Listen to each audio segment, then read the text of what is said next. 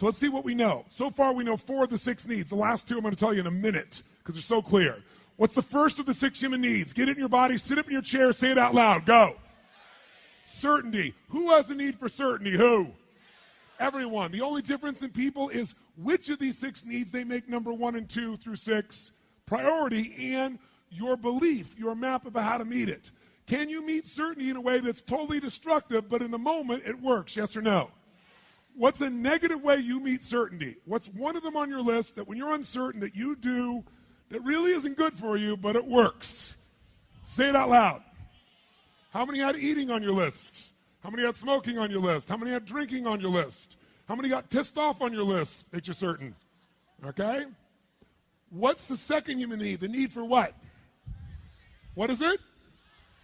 Who needs uncertainty? Who needs variety? Who needs surprise? Who?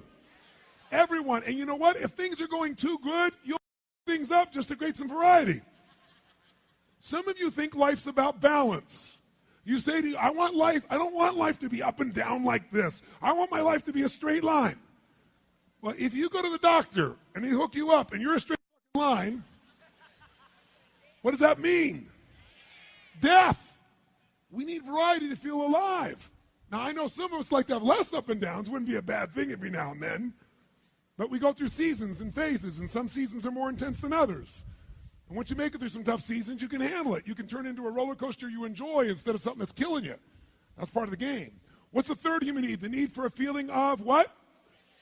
Another word for that is to feel unique, to feel special, to feel important, to feel needed. All of those are the same basic need. Who has that need? Who? Some people say, I don't need that. I don't need all that significance. I don't need money and cars. I'm a Christian. I'm a Jew. I'm a Muslim. Right? But the truth of the matter is, do some people use religion to be significant? Yes or no? And will people kill other people in order to feel significant? Yes or no? All in the name of whatever they want to make up based on their blueprint.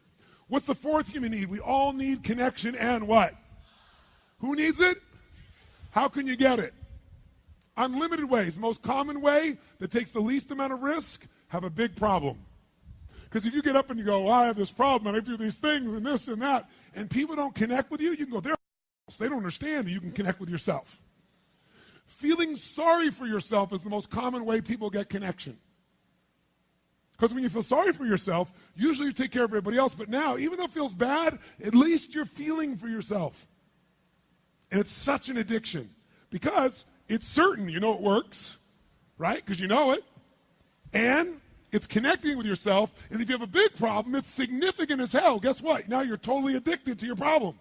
It's not that your problem isn't real, it's that you're not going to change your problem.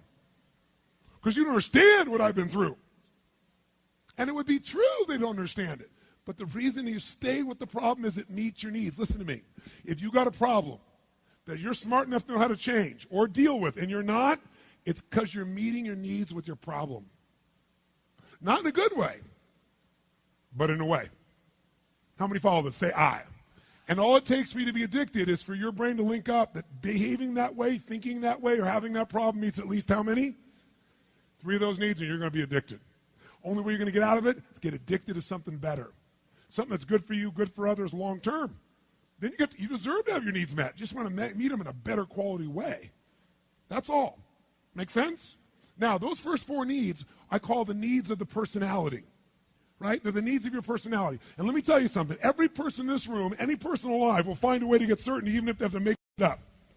Even if they have to make up a story. Every person in this room will find a way to get variety. Every person will find a way to be significant. If they can't do it any other way, they'll get significant at some game. Or they'll get significant at writing things to tear other people down on the web, and they can do it instantly. Or they'll get significance by being in a position where they tear somebody else down and talk about how they are. Because really they feel insecure, uncertain, and insignificant, so they tear somebody else out to feel certain and secure and significant. Everyone's going to do it. The only question is, are you going to do it in a way that's positive, neutral, or negative? It's the only question. You're going to do it. But the final 2 needs, not everybody meets. These final 2 needs are spiritual needs. Not spiritual in a religious sense, spiritual meaning your spirit feels alive when they're met. And they are determined whether you're fulfilled or not. The first needs will make you feel okay. These needs make you feel fulfilled. Number 5, you must grow. We all know we either grow or we what? That's it. If your relationship isn't growing, it's dying. If your business is not growing, can you hold a business stagnant, yes or no? Hell no. Right now we've watched this economy, and we've watched people talk about the economy is going to turn around. It can't possibly turn around without growth in jobs. It's driven. 70% of this economy is driven by spending. You can't spend when you don't have a job. So the bottom line is, if it's not growing, it's dying. And by the way, some things die off so something new can grow. It's a season we're going through. It doesn't last forever. Summer's not forever. Fall's not forever. Dark-ass winters aren't forever. Now, how dark it is, this isn't forever. You know it and I know it. But you know what? You can make your season quicker when you change the meaning like she just did. Right? You play the cards you've been gotten, and you go, I'm going to play these cards. Whatever they are, I'm going to own this. I'm not going to let the world control me anymore. I'm taking it back. How many follow? Say I. So you got to grow. I really believe the universe doesn't care if you're happy. It cares if you grow. Because if you grow, the sixth thing becomes possible. You have something to give. We only have something to give that's special if we grow. We got to grow and give. If you just give to yourself, you don't feel alive. We've got to contribute. Number 6 is contribution. You've got to contribute beyond yourself to feel like your life is meaningful. Life's not just me, it's about we, and we know it. The first thing that happens when you're excited about something, you're real excited. How many of you think of someone when you're excited about who you want to share it with right away? How many got something like this in your life? Say I. Why do you want to share it? Because by sharing it, you're contributing something. You're sharing something. It grows.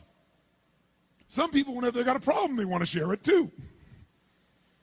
But it's the way to make this connection. So these are the 6 needs. So now watch. Remember I said there were 2 differences in people. We have the same 6 needs. So here's a fireman on 9/11 who's going to run up into that World War, or up into, I should say, the World Trade Building, and he knows he's going to die. Were there some men and women that knew they were going to die, sent people down, kept going up to save other people? Yes or no? Why? Why would a person be willing to give their life for a stranger?